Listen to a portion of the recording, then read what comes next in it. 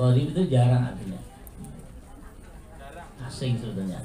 Asing itu maksudnya jarang. Jarang terjadi. Jarang terjadi, nggak sesuai dengan, nggak sama dengan kalau bacaannya itu bacaan kaidah. Seperti tadi misalnya setiap mat ketemu sukun asli. Nah itu bukan gharib itu namanya. Cuma kalau disebutkan mafarki itu gharib itu karena ada nggak sama dengan kejadiannya, namanya apa lain. Kadang-kadang disebut dengan muskilat, istilah lain. Muskilat itu sulit untuk menerapkan dari kaidahnya. Jadi gharib itu asing dalam pengertian jarang terjadi, gitu. Nggak semua, nggak banyak ya. Kalau muskilat itu sulit penerapannya. Seperti kaidahnya gampang. Itu kaus sakinah itu ya. Setiap ada huruf yang ketemu sukun ya, usulat ulahuma. Ya, yang pertama dikasarkan itu aja sudah. Kaidahnya gampang. Pokoknya ada di sukun ketemu sukun, ya, itu dikasarkannya. Ketika kita berhadapan dengan bisalisme, ini apa bisalisme? Penerapan kaidahnya itu sebetulnya yaitu itu kaus sakinah ini. Sukun ketemu sukun, usulat ulahuma. Nah, ketika diterapkan pada bisalisme itu yang kayak apa? Yang mana yang sukun? Yang mana yang yang kasarnya yang mana yang yang pertama yang gitu. Itu akhirnya disebut muskilah, susah, rumit ya, rumit itu istilahnya. Sama saja boleh diberi istilah gharib, boleh disebut muskilah, boleh gharaib juga jamak. Saya mulai dari idhar mutlak itu. Nah, kalau idhar mutlak itu gini, idhar mutlak disebut idhar mutlak itu karena menurut kaidah aslinya ya, yang namanya idhar itu nun ketemu dengan huruf halqi, itu namanya idhar. Sekarang nun ketemu ya kok idhar ya. Idhar apa ini? Idhar itu aja lah. Itu ya. Yang namanya mutlak itu umum ada idhar itu aja. Jadi begini, idharnya nun itu apabila berhadapan dengan huruf-huruf halqi. Tetapi khusus untuk nun ketemu ya atau nun ketemu waw itu dibaca dengan idhar karena mestinya dibaca dengan idgham ya. Tetapi karena antara nun sukun dengan ya-nya itu berada di dalam satu kata, maka dibaca dengan idgham. Disebabkan karena kalau diidghamkan itu nanti akan berubah maknanya ya. Misalnya sinwan itu kan kalau diurutkan dari kata huruf aslinya ya, huruf aslinya shad, nun, waw. Nah kalau diidghamkan sinwan nanti bisa jadi huruf aslinya menjadi shad, waw ya. Padahal ini sonawa menjadi sowa, jadi siwa, kinwan.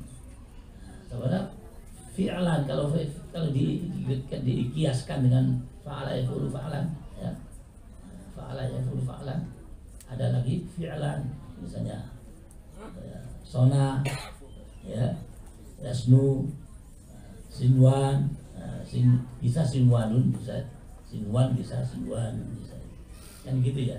Jadi kalau itu kan jadi sowa ya, suhu nanti jadi gitu. Berubah makna.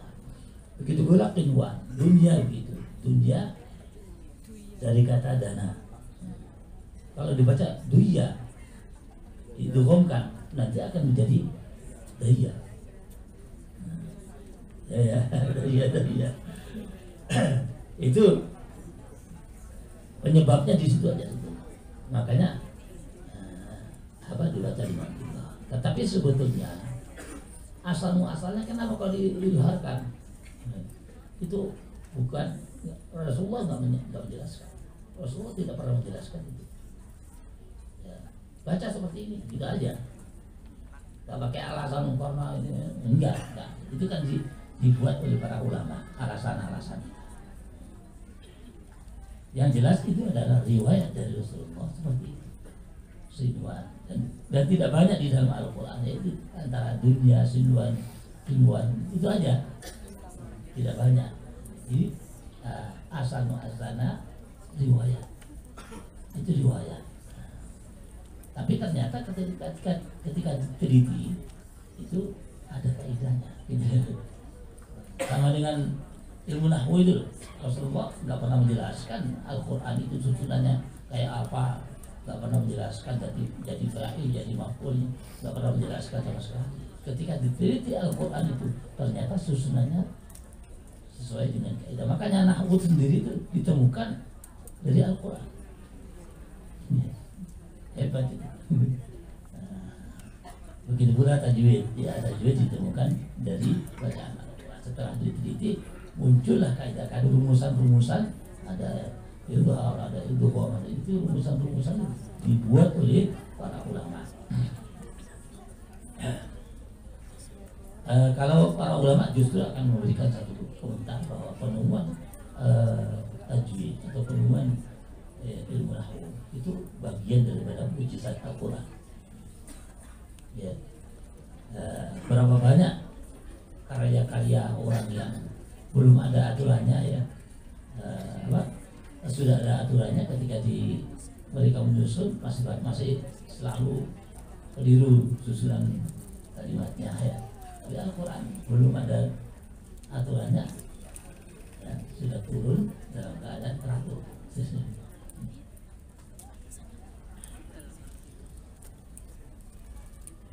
Tafkhimur ra, ini sebetulnya bukan murad gitu ya.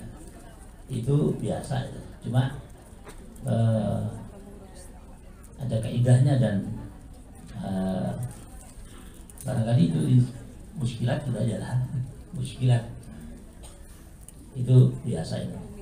Setiap ada huruf ra yang sukun didahului harokat kasrah di dalam satu kata, ya. Setiap ada huruf ra sukun didahului harokat kasrah di dalam satu kata, sesudahnya ada huruf tebal yang berharakat fathah. Saya ulang lagi. Setiap ada huruf ra sukun didahului harokat kasrah, di depannya ada huruf tebal yang berharakat fathah dalam satu kata. Dalam satu katanya di akhir. Maka huruf tebal, huruf ra-nya itu harus dibaca dengan tebal, seperti mirsad, irsada, nabil mirsad, dia ra-nya tebal. Nah, ketebalan huruf ra itu sesuai dengan aturan cara menyebarkan, ya. Kadang-kadang kita tuh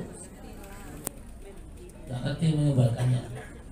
Penebalan huruf itu birtifai aksar lisan. Jadi lidah bagian pangkal itu dinaikkan, itu untuk menebalkan. Jangan sampai mencucu. Tapi miuk son, nggak sama cucu, nggak sama cocok gitu ya. Orang Madura macam.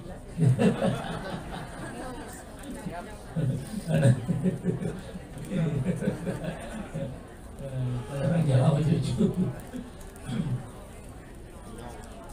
Jadi jangan sampai menebalkan huruf itu cocok dan sampai mencucu, ya. Kalau orang NTB itu bilangnya kajumu. Ada orang NTB ini. Kajumu. Cucu itu kajumu. Jadi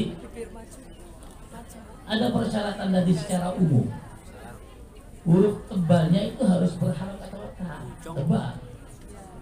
Nanti kalau berharokat kasroh, huruf tebalnya berharokat kasroh, nah itu boleh tebal, boleh tipis. Seperti firqin, itu boleh tipis.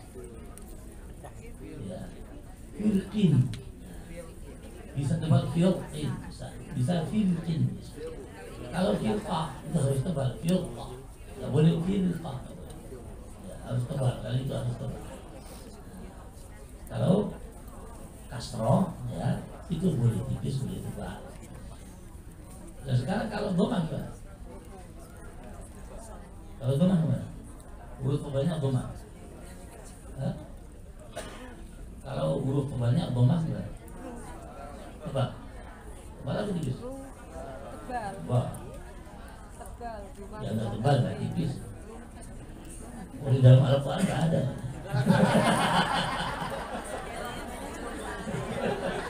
Gak ketemu. Mustahil ya. Tidak ada di dalam Al-Quran huruf pun di dalam harakat kasrah bertemu dengan huruf tebal berharakat domah nggak ada. Nah nanti kalau huruf tebalnya itu terpisah dengan huruf roknya, itu walaupun berharakat fathah, berharakat kasrah itu nggak ada perbedaan di kalangan para ulama, tetap roknya dibaca dengan tipis. Ya.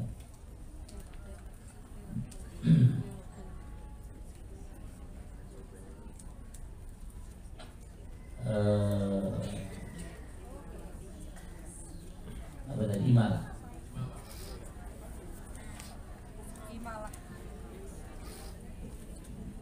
Kalau imalah itu ya, imalah itu sebetulnya kalau kaidah umumnya ya, ini kan masalah perbedaan bacaan itu juga apa, Al-Quran itu juga apa,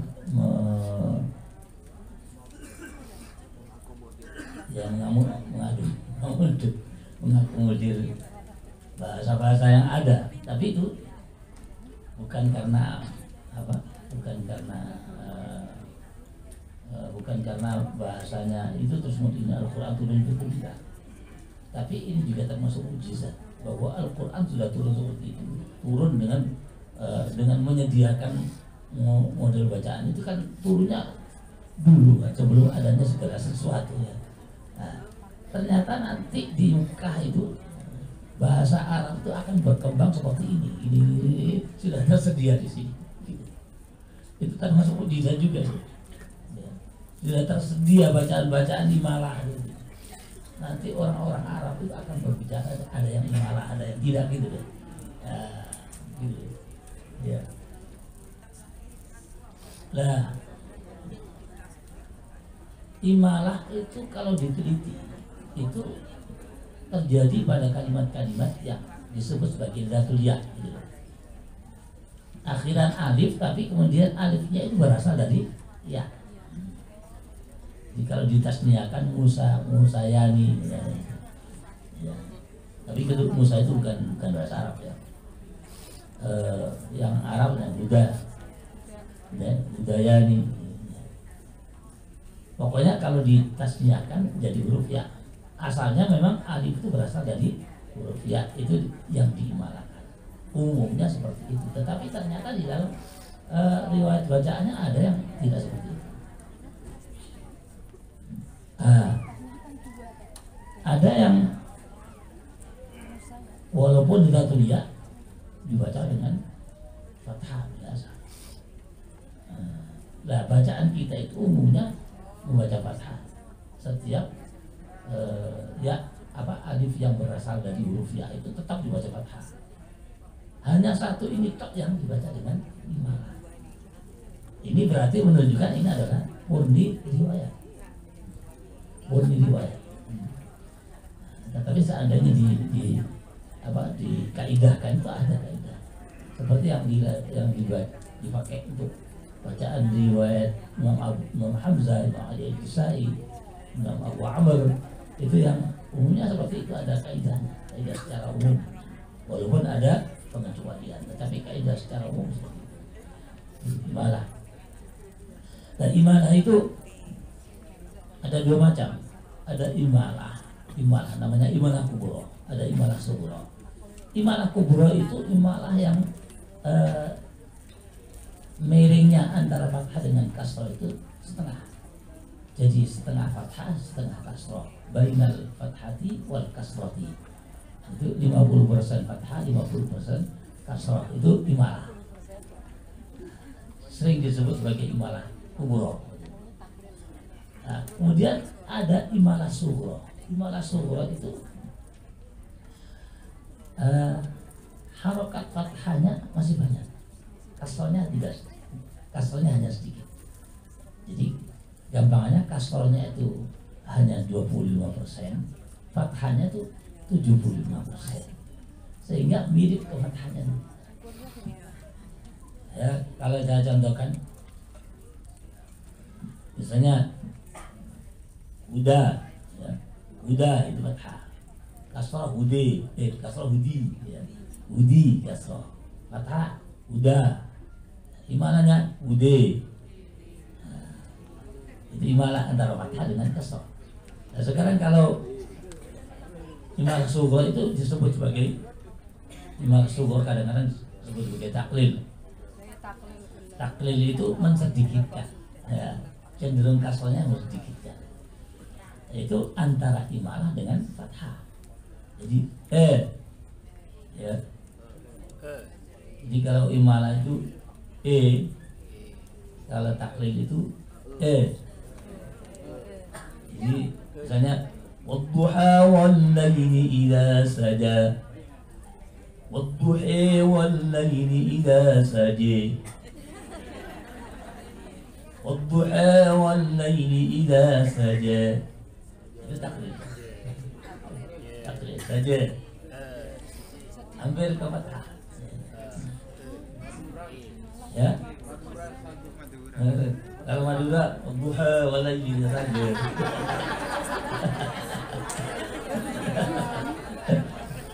Gak jelas itu taklid apa itu, banyak